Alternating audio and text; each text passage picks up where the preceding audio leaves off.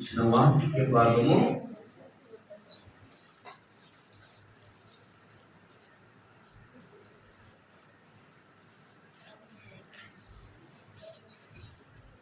దానియేలు గ్రంథం. దయచేసి బైబిల్ ఉన్న వారందరూ తెరిచి చూడాలి. దానియేలు గ్రంథం 5వ అధ్యాయం 25వ వచనం నేను చదువుతాను. నాతో కలిసి అందరూ దయచేసి చెప్పాలి. ఈ వాక్య భావము ఏమనగా వినే అనగా దేవుడు నీ ప్రభుత్వ విషయములో లెక్క చూచి దానిని ముగించను. మరలా చెప్పుకుందాం, సౌండ్ పెంచి చెప్పండి. ఈ వాక్య భావము ఏమనగా మినే అనగా దేవుడు నీ ప్రభుత్వ విషయములో లెక్క చూసి దానిని ముగించెను. దేవుడి వాక్యము ద్వారా మనందరితో మాట్లాడును గాక. చదవబడిన వచనంలో దానియేలు అనే ప్రవక్త చెప్తూ ఉన్నాడు రాజుతో, దేవుడు నీ విషయంలో లెక్క చూసి ముగించాడు. చెప్పండి, దేవుడు లెక్క చూసి ముగించాడు.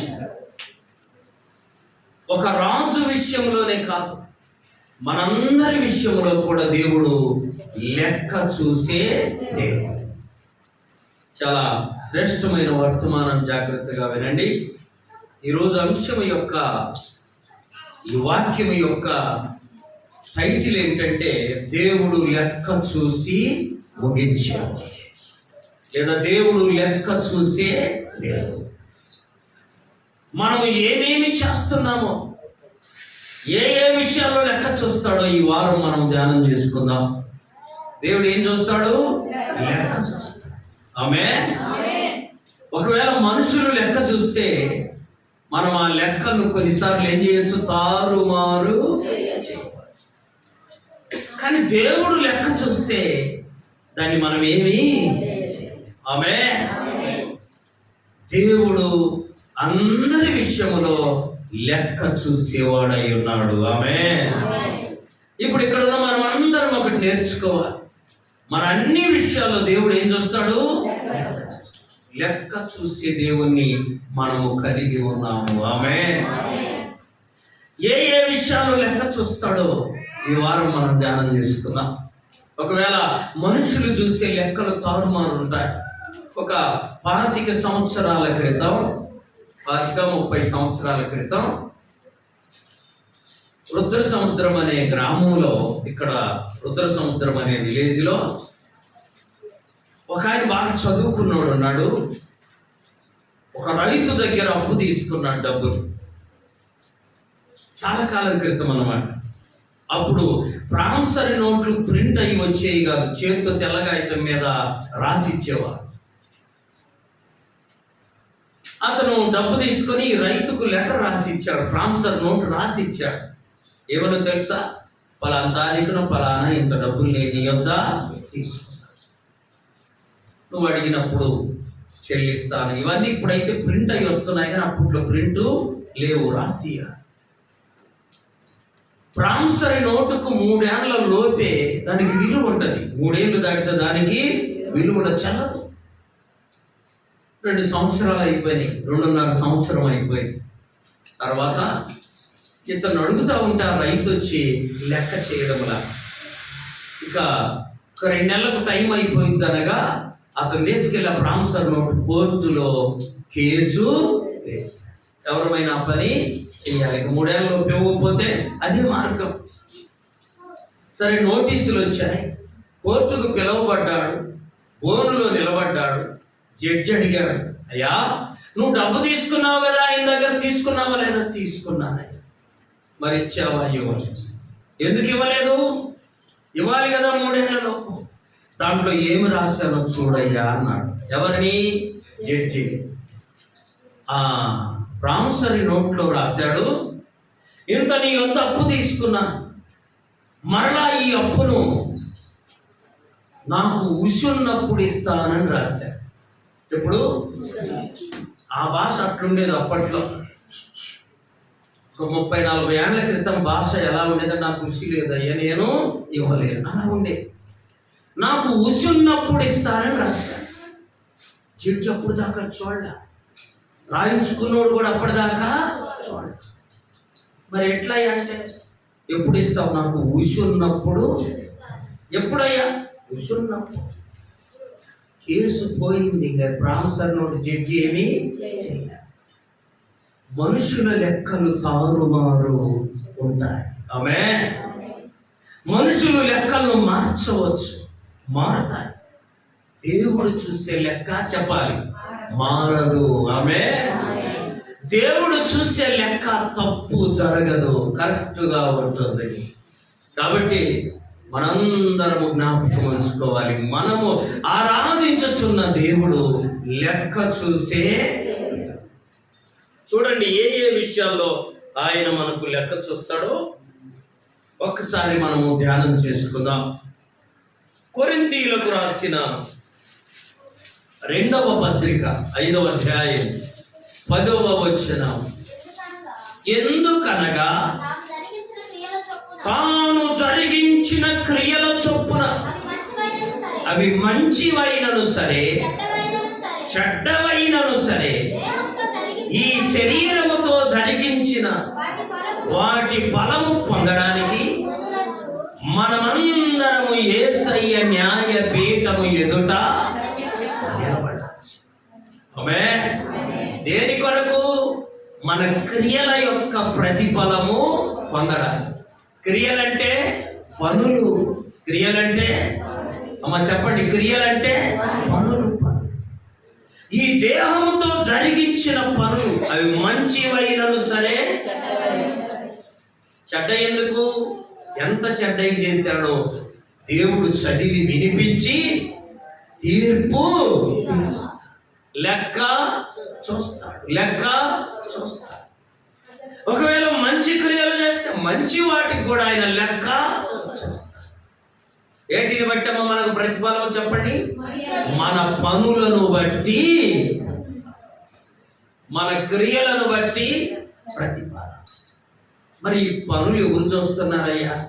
ఏమేం పనులు చేశాము, ఎక్కడెక్కడ చేశాము, ఎప్పుడెప్పుడు చేశాము, ఎవరికి తెలుసయ్యా అని నువ్వు అనుకుంటున్నావేమో.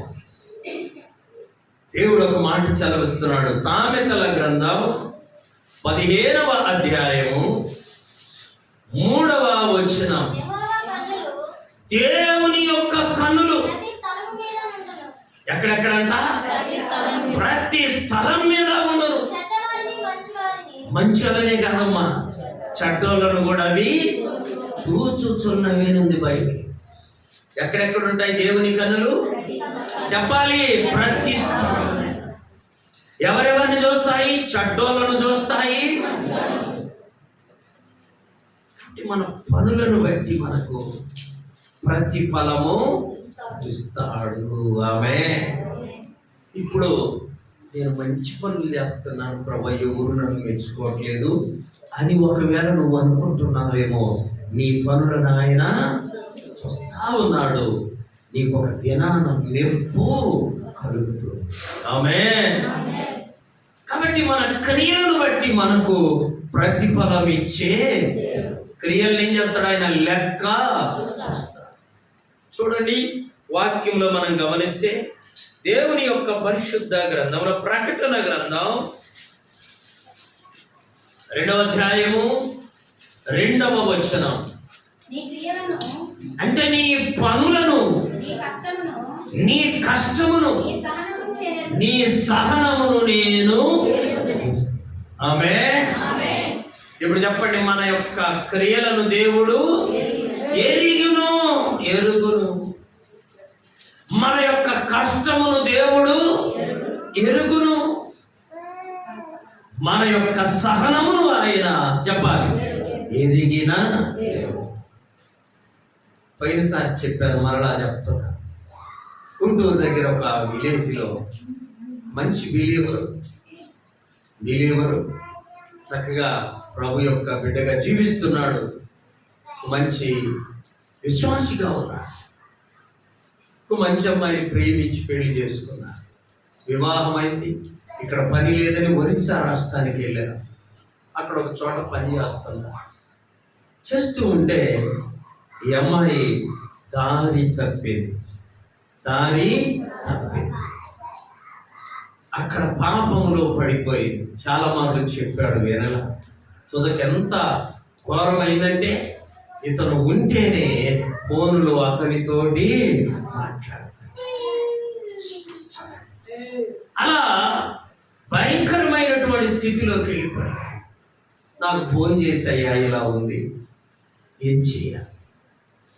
నేను జవాబు చెప్పేలోకి అతను ఏమనేవాడో తెలుసా?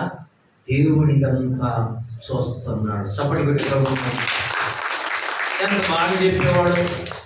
నేను ఏమైనా చెప్పబోయేలోపే నాకు ముందే చెప్పేవాడు. ఏమని తెలుసా? దేవుడిదంతా చూస్తున్నాడయ్యా, దేవుడి నాకు న్యాయము.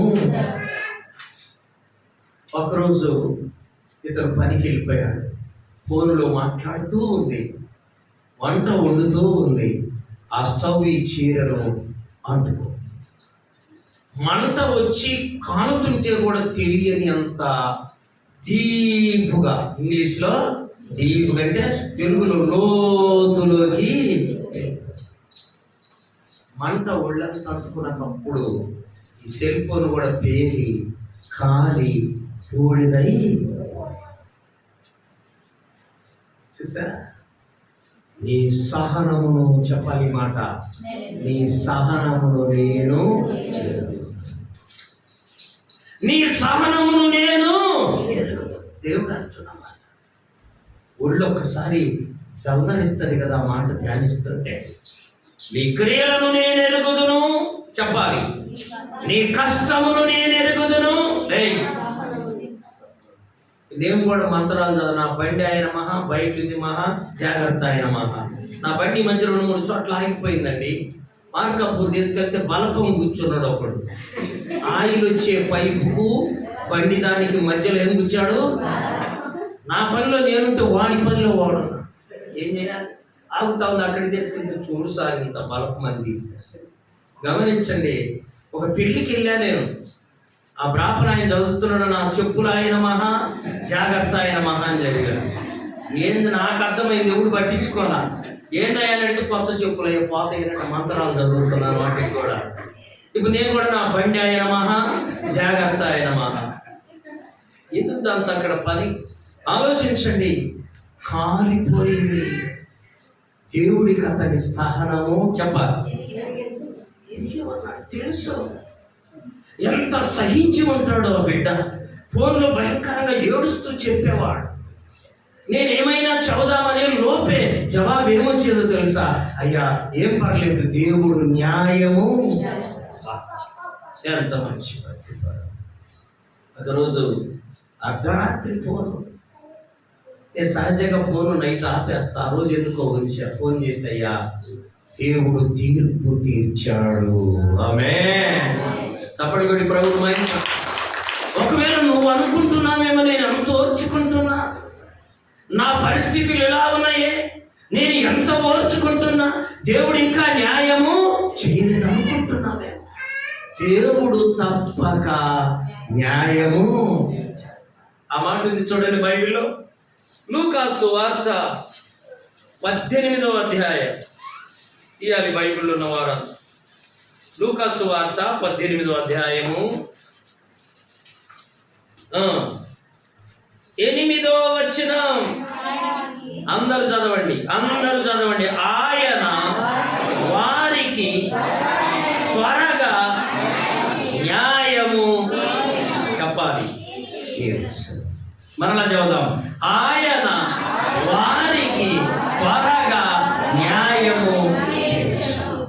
ఒకవేళ నువ్వు ఆ బాధలో ఉన్నావు, ఆ పరిస్థితిలో ఉన్నావు, నీ భర్త నిన్ను బాగుగా హింసిస్తున్నాడేమో, నీ భార్య నిన్ను బహుగా హింసిస్తుందేమో, లెక్క చూసే దేవుణ్ణి మనము ఆరాధిస్తూ ఉన్నాము. ఆమేన్.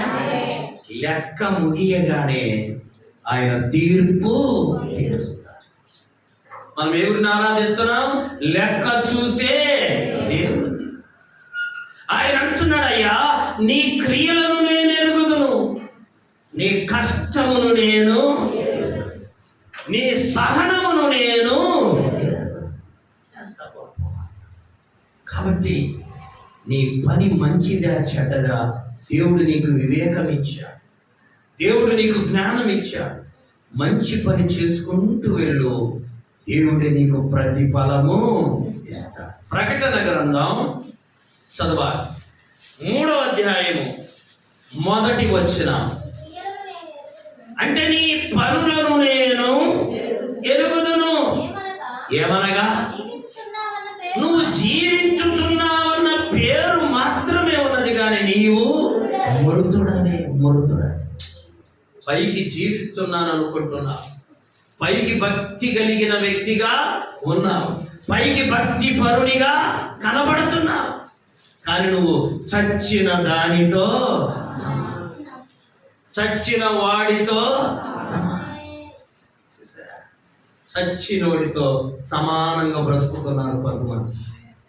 లెక్కలో ఉండరు, ఇంట్లో లెక్కలో ఉండరు, సంఘములో లెక్కలో ఉండరు, సమాజంలో లెక్కలో ఉండరు. చచ్చినోడితో వాడు దేనికి బతికిరా, ఆమె దేనికి బతికిరా? ఆలోచించాలి. ప్రభు అంటున్నాడయ్యా నీ క్రియలను నేను ఎరుగుదును. క్రియలను దేవుడు ఏం చేస్తాడు? లెక్కలు చూసే. మన పనులను ఆయన లెక్క చూసే. ప్రకటన గ్రంథం 22వ అధ్యాయము 12వ వచనం. ఇదిగో నేను త్వరగా వచ్చుచున్నాను, వాని క్రియ చొప్పున. ఎవరెవరికి? మళ్ళా చెప్పండి. ప్రతి వారికి ఇచ్చుటకు సిద్ధపరిచిన జీతము. ఎంత మంచి బాబు, ధైర్యం వస్తుంది ఈ మాట కదా.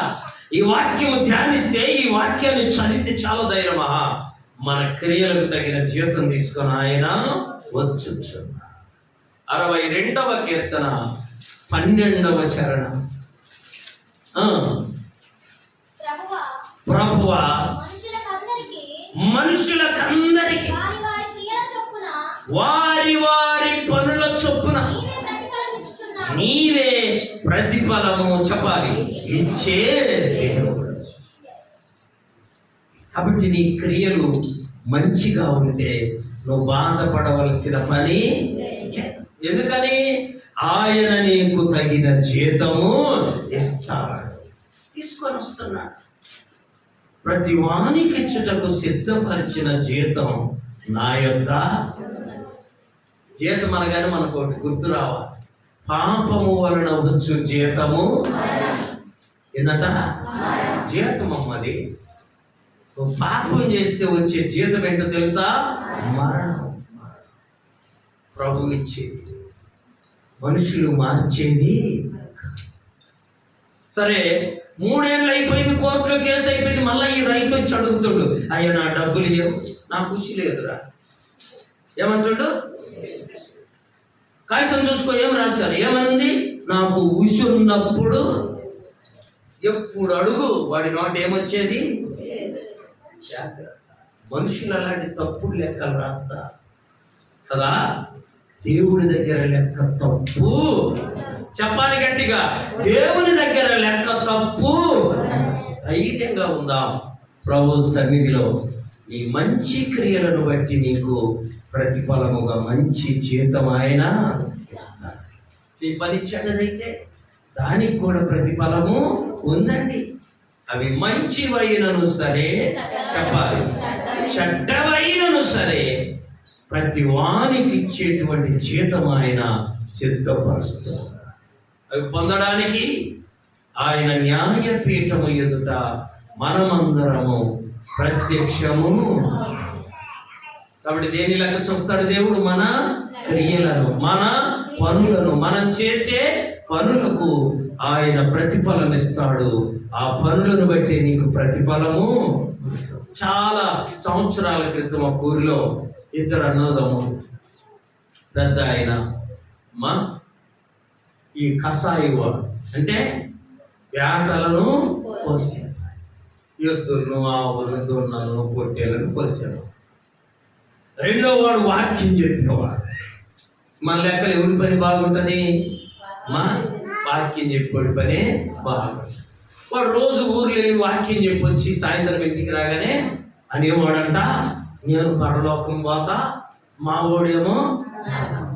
ఎందుకు రాని ఎవడన్నా పెద్ద మనిషి అడిగితే అనేవాడంట, రోజుకు 2 ప్రాణాలు తెస్తుండయ్యా, అవి తెచ్చుకొని కూడా తింటాడు, వీడు తెచ్చుకొని కూడా తిని వాడంటే ఎక్కడికి పోతాడు? తీర్పు తీరుస్తామన్న. కొంతకాలానికి ఇద్దరు చనిపోయారు. కాస్త ముందు వెనకాలో ఇద్దరు చనిపోయారు. పరలోకంలో పెద్దవాడు ఉన్నాడు, ఈడేమో నరకానికి పోయాడు. ఆడున్న దోతను అడిగాడు అంటే, దేవదూతను, ఏందమ్మా మీ జ్ఞానం, ఎంత ఏం చేశారు? ఒక రోజుకు 2-3 ప్రాణాలు తీస్తా ఉంటే వాడినేమో పరలోకంలో పెట్టారు. నేను దేశమంతా తిరిగి వాక్యం చెప్పొచ్చే నిన్నేమో. దేవదూత అన్నదంటయ్యా, ప్రతిరోజు పశువులను వధించిన అవి మనకిచ్చిన ఆహారము. ఆమె ఆదికాండంలో ఉంటుంది ఆ మాట, ఏమన్నా తెలుసా? ఇవన్నీ మీ ఆహారము కొరకు నేను మీకు ఇచ్చాను. లేకపోతే ఎంతమంది పోవాలన్న నరకం, ప్రారంభం నరకంలో ఉంటాడు ఒకవేళ ఆ లెక్క ప్రకారం అయితే కదా. అది కాదు, పశువులు ఇచ్చింది మన కొరకే, కూరగాయలు ఇచ్చింది మన కొరకే. ఉంది బైబిల్లో మాట.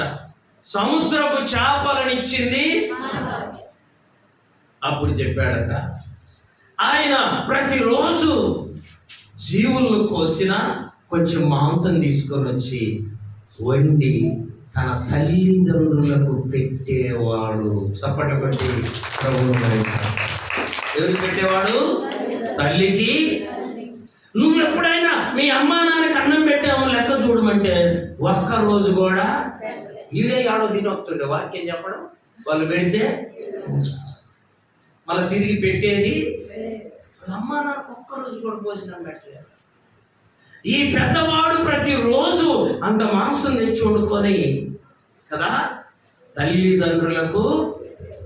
అందుకని అతను పరలోకంలో ఉండయ్యా, నువ్వేమో జాగ్రత్త. నువ్వు చేసే పని నీకు మాత్రమే ఉపయోగపడేది కాదు, నీ తల్లిదండ్రులను కూడా నువ్వేం చేయాలి?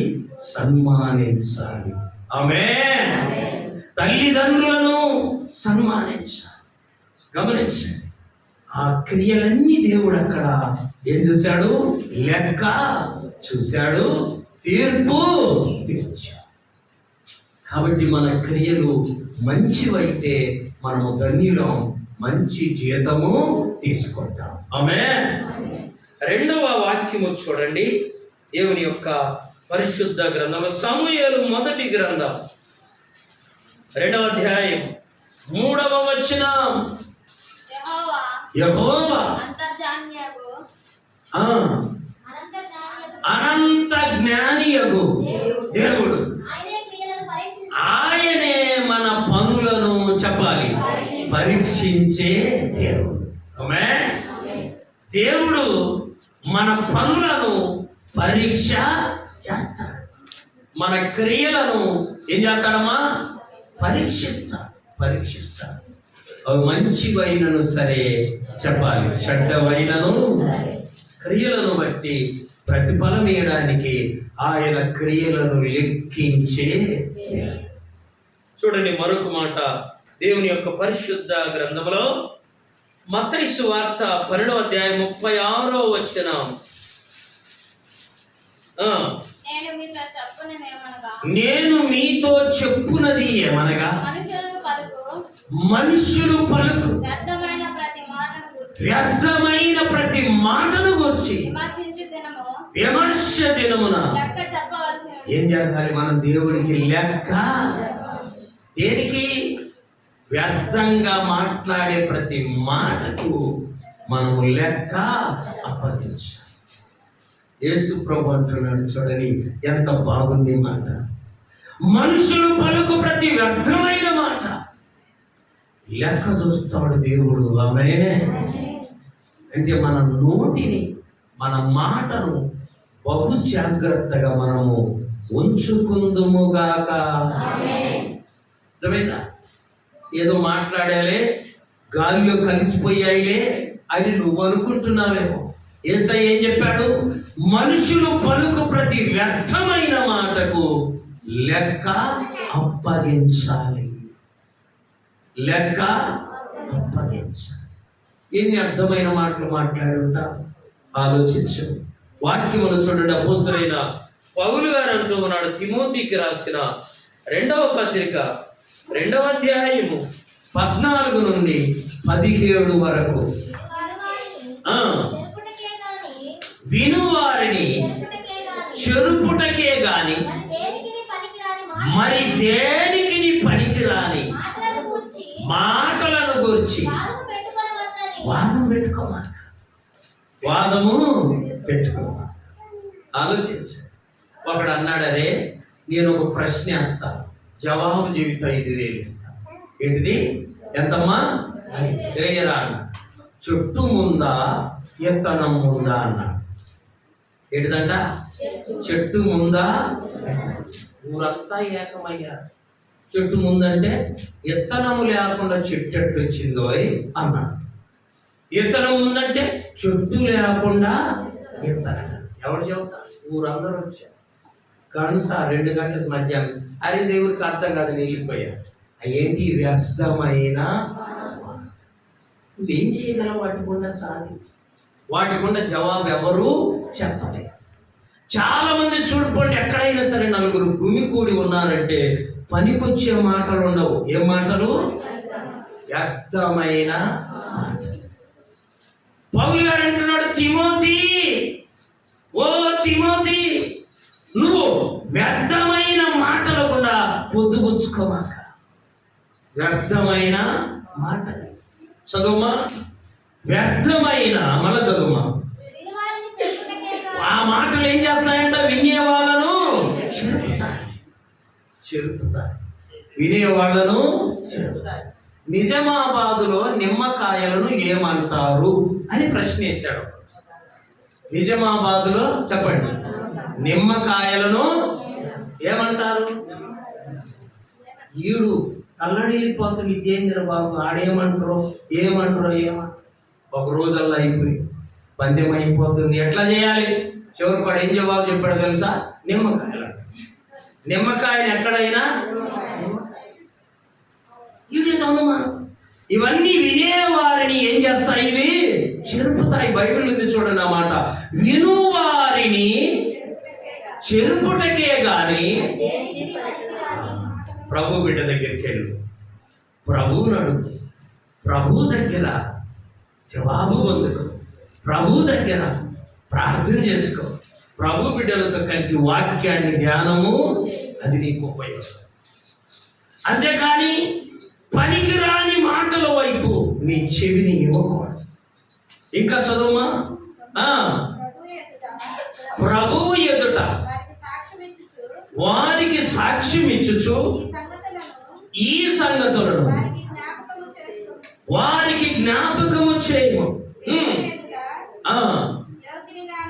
యోగ్యునిగాను సిగ్గుపడనక్కరలేని పనివానిగాను సత్యవాక్యమును సరిగా ఉపదేశించువానిగాను నిన్ను నీవు దేవునికి కనపరుచుకో. పనికి మాలో మాట్లాడేవానిగా కనపరుచుకోకూడదు.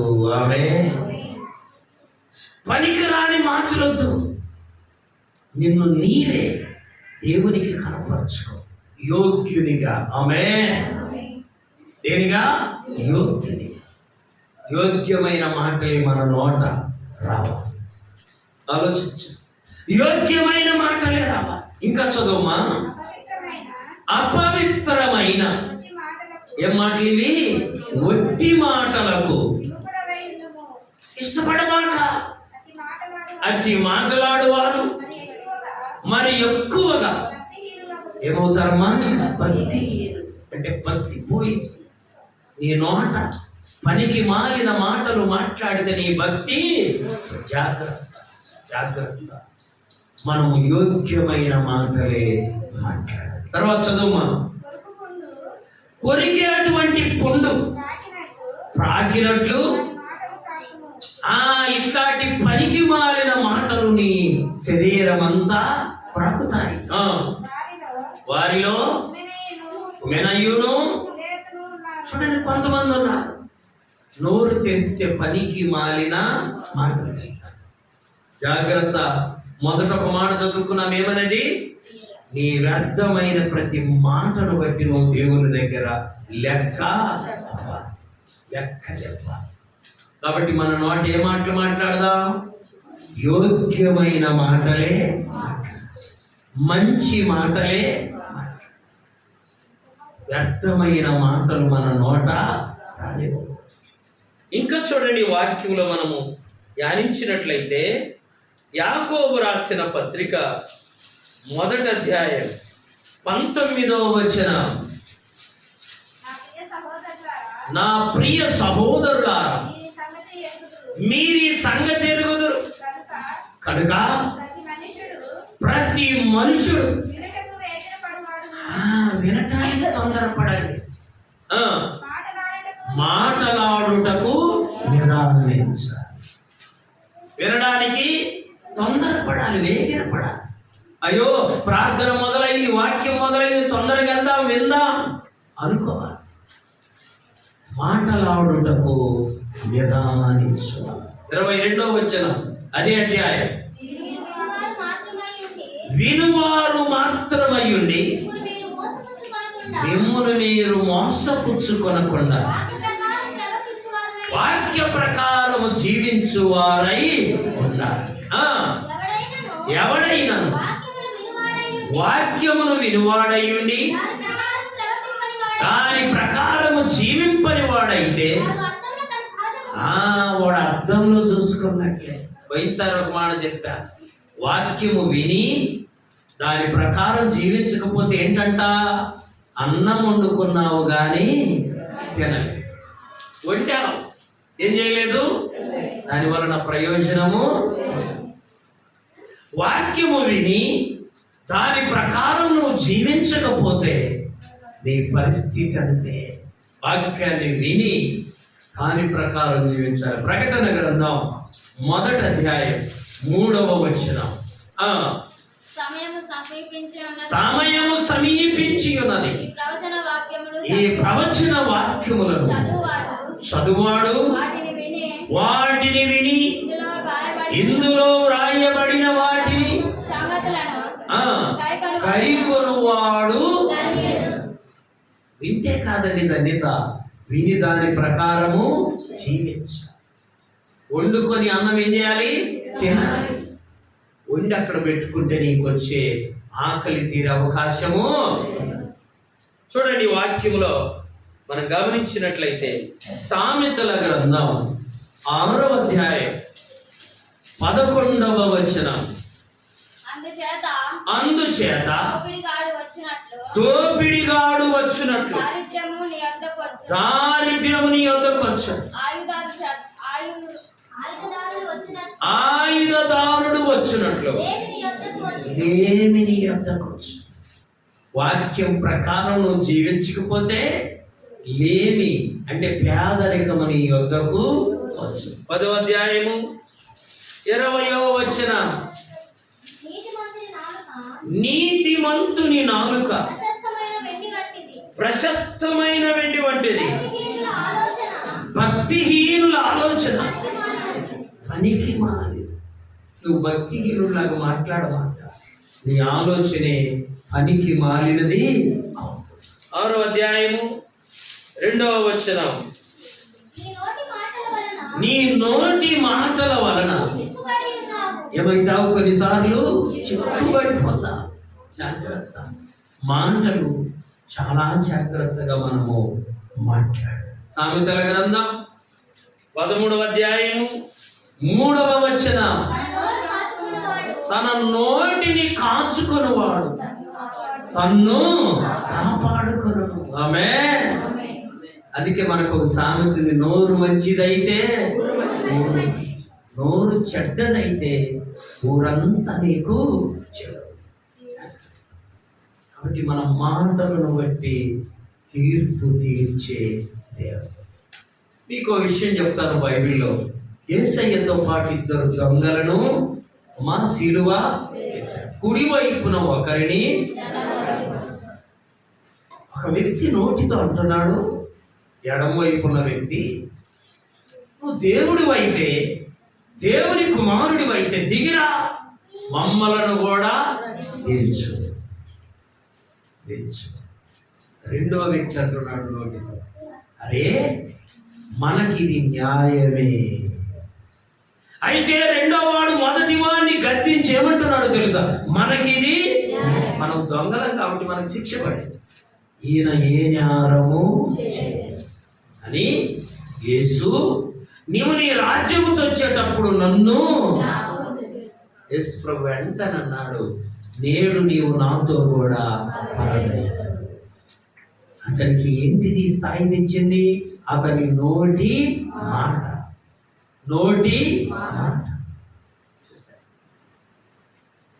ఇంకొక అతనికి శిక్ష తెచ్చింది అంటే నోటి మాట. కాబట్టి మన నోరును మనము కాంచుకునే వారముగా ఉందుముగాక. నోటి మాటలు చెడుగా ఉంటే తీర్పు ఆ రీతిగానే ఉంటుంది. నోటి మాటలు మంచిగా ఉంటే తీర్పు ఆ రీతిగా. నీ నోరు ఎలా ఉంటుందో నీకొచ్చి ప్రతిఫలము కూడా అలాగే. ప్రభు అన్నాడు, అయ్యా నువ్వు పలికే ప్రతి వ్యర్థమైన మాటను బట్టి తీర్పు దినాన నీకు ప్రతిఫలము. మూడవది చూడండి, దేవుని యొక్క పరిశుద్ధ గ్రంథంలో కొరింథీయులకు రాసిన మొదటి పత్రిక 4వ అధ్యాయం 5వ వచనం. కాబట్టి సమయము రాకమునుపు, అనగా ప్రభువు వచ్చు వరకు దేన్ని గురించి తీర్పు. ఇందాక చెప్పా కదా మొదటగానే, చిన్నోడు రోజు తీర్పు తీర్చేవాడు. మా ఊరు నరకం పోతాడు, నేనేమో నరకం. ఎందుకు రాని ఎవడని అడిగితే వాడు రోజు 2 జీవులను ప్రాణం చేస్తున్నాడు. తీర్పు తీర్చాడు. తుదకు తీర్పు ఇతని మీదికే. జాగ్రత్త. మన ఆత్మీయ జీవితంలో ఎవరిని మనము తీర్పు, దేవుడు తీర్పు తెచ్చు. దేవుడు ఉన్నాడు, దేవుడు తగిన సమయంలో తీర్పు. చూడండి ఇక్కడ రాయబడిన మాట చదువుమా. అనగా ప్రభువు వచ్చు వరకు దేనిని గురించి తీర్పు తీర్చకుడు. ఆయన అంధకారమందలి రహస్యములను వెలుగులోనికి తెచ్చి హృదయములలోని ఆలోచన బయలుపరచినప్పుడు నువ్వు హృదయములు ఏమనుకుంటున్నావో దేవుడు లెక్క చేస్తాడు. ఆమేన్. ఎక్కడ అనుకుంటుంటే అమ్మా చెప్పాలి, ఊరికి పడకపోవచ్చు, కానీ హృదయము పరిశోధించువాడు యెహోవా. అక్కడ ఉంది చూడండి, అంధకారమందలి రహస్యం. అంటే ఎవరికి వినబడని నీ హృదయములు అనుకునే రహస్యాలను కూడా ఆయన లెక్క చూస్తాడు. ఎంత గొప్ప మాట, ఎంత గొప్ప మాట. నీ మనస్సులో ఏమనుకుంటున్నావో దానిని ఎరిగిన. చూడండి లూకా సువార్త 16వ అధ్యాయము 20వ వచనం. లూకా సువార్త 12వ అధ్యాయం 12వ అధ్యాయము లూకా సువార్త 12వ అధ్యాయము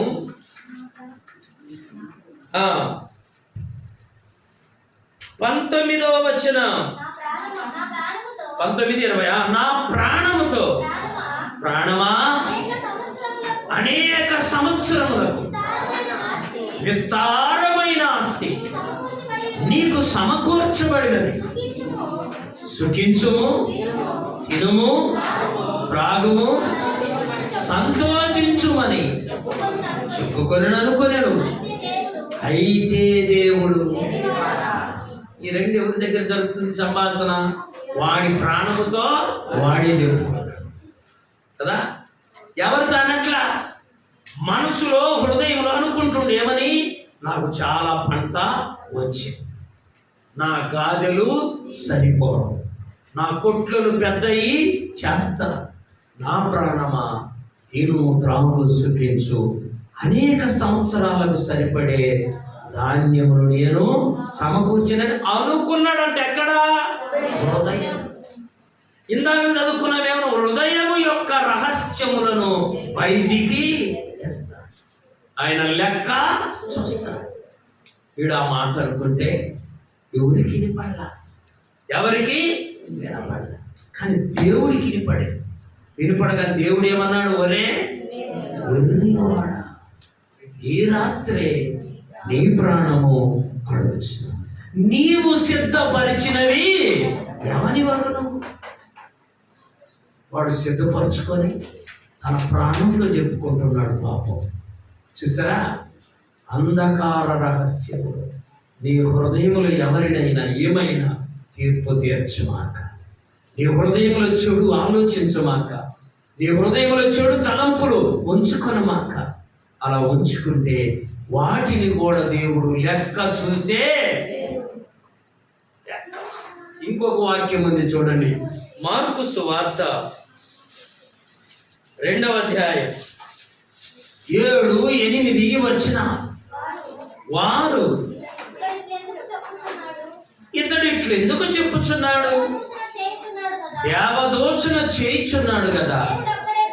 దేవుడు ఒక్కడే తప్ప పాపములు క్షమించగలిగిన వాడు ఎవడని ఎక్కడ అనుకుంటున్నారంట? యేసు ప్రభు దగ్గరికి పక్షవాతముతో మంచం పట్టిన ఒకడిని తీసుకొచ్చా. పక్షవాయువు కలిగిన వ్యక్తి, పక్షవాతం వచ్చిందండి, మంచం మీదే పట్టుకొచ్చా. యేసు ప్రభు వాడికి వెళ్ళి చూడగానే చెప్పాడు, అయ్యా కుమారుడా, నీ పాపములు క్షమించబడి ఉన్నాయి అనగానే అక్కడున్న పండితులు శాస్త్రులు అనుకుంటున్నారంటే అసలు ఇతనే కూడా పాపములు క్షమించ అని తమ హృదయములలో చదవాలి. వారు తమ హృదయములో తాము ఇలా ఆలోచించుకొని సున్నసాగి యేసు ప్రభు వారు తెలుసుకుని వెంటనే, చూసారా, నీ హృదయములు అనుకున్నది ఎవరికి తెలుస్తుంది? యేసయ్యకు తెలుసు. ఆ పంట పండినోడు ఎక్కడ అనుకున్నాడు? తమ హృదయములో అనుకున్నాడు, తమ మనసులో అనుకున్నాడు. దేవునికి ఆ సంగతి తెలుసు. జాగ్రత్త, నీ నా మనసులో పాపపు ఆలోచన, పాపపు తలపులు అనుకోగానే ఎవరికి తెలుస్తాయమ్మా? దేవునికి తెలుస్తాయి. వాటిని కూడా ఆయన లెక్క చూసే.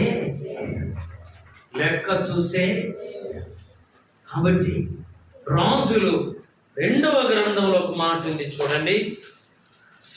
రాజులు 2వ గ్రంథం 1వ అధ్యాయం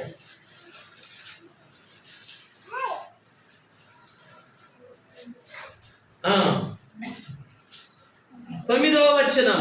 వెంటనే రాజు 50 మందికి అధిపతి అయిన ఒకరిని వాని 50 మందితో కూడా ఏలియా యొద్దకు పంపారు. అతడు కొండ మీద కూర్చొని ఉండగా అధిపతి కొండ ఎక్కి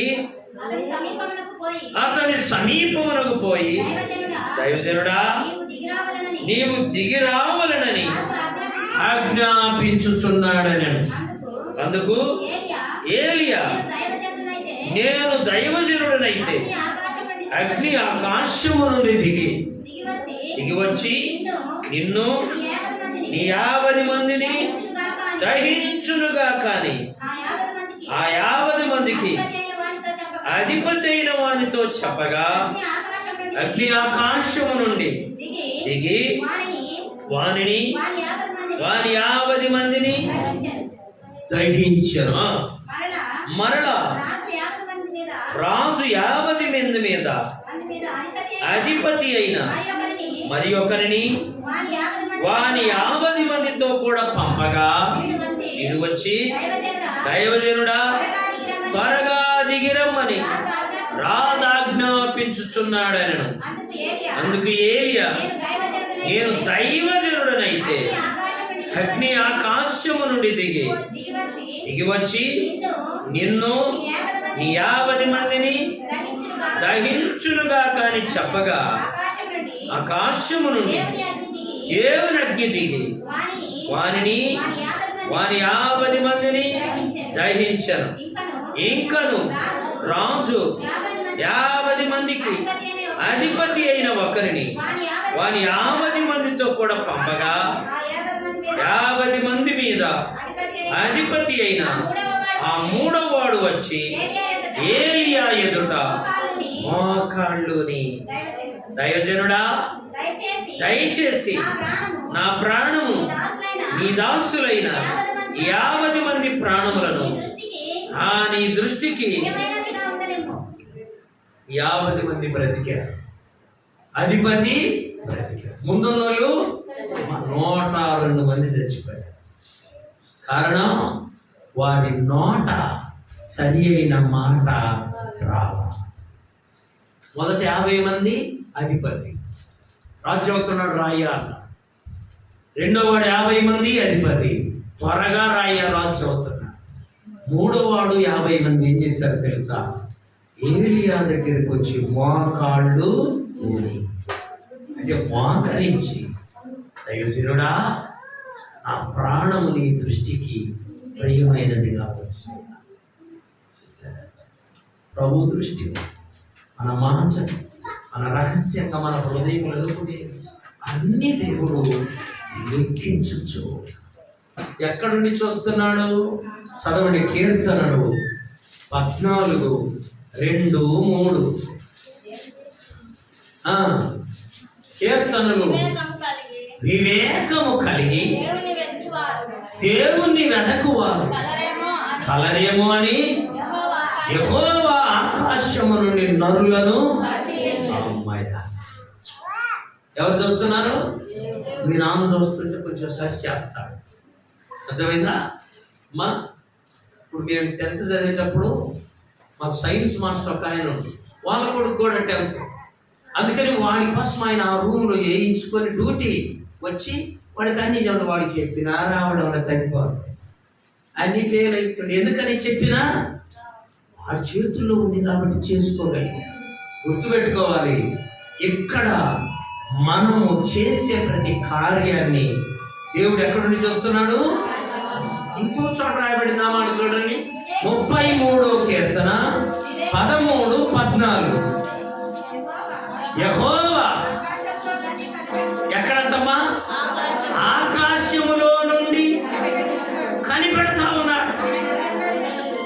ఆయన చూస్తా ఉన్నాడు, ఆయన పరిశీలన చేస్తా ఉన్నాడు.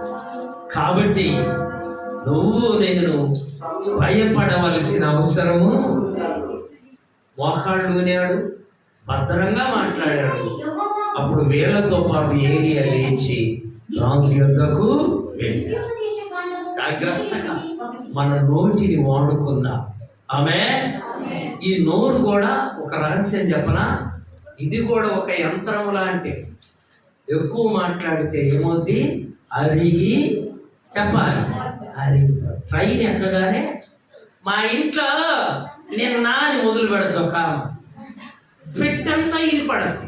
ఎవడికి అవసరం? మీ ఇంట్లో సంతా ఎదురానికి చెబుతున్నా అనుకో, వినపడేటట్టు రైలు పెట్టే మొత్తం వినపడాలి, అందరూ విన. నోరు కూడా ఒక చెప్పాలి యంత్రం. ఏంటిదమ్మా అంటే ఒక మిషన్ ఎక్కువ వాడితే ఏమవుతుంది? అర్థమైందా? నోరును అవసరమైన వరకే వాడుకోవాలి, ఉపయోగించుకోవాలి. అప్పుడు ఈ నోరు ఎంతగానో పనికి వచ్చి. ఒకవేళ అరిగిపోతే అంతరం వేద్దాం అనుకుంటున్నావేమో, ఈ నోరు అరిగిపోతే అంతరాలు పని చేయాలి. గుర్తుపెట్టుకోవాలి, మనం అవసరం ఉన్న వరకే మాట్లాడుదుముగాక. మన నోటిని యోగ్యమైన మాటలతో నింపుకొందుముగాక. ఒకవేళ నువ్వు అనవసరమైన మాట్లాడితే దేవుడు ఏం చేస్తాడంట? లెక్క. మర్చిపోతున్నారు, దేవుడు ఏం చేస్తాడు? లెక్క చేస్తాడు. మన మాటలను లెక్కించే దేవుడు. రెండవది, మన క్రియలను లెక్కించే దేవుడు. మూడవది, మన హృదయములోని ఆలోచనలను, తలంపులను లెక్కించే దేవుడు. ఈ మూడు మనము సరిగా ఉంచుకొని ప్రభు యొక్క వాక్యానుసారంగా జీవిద్దాము. అట్టి కృప దేవుడు మనందరికీ దయచేయునుగాక. మోకరించండి, ప్రార్థన చేసుకుందాం.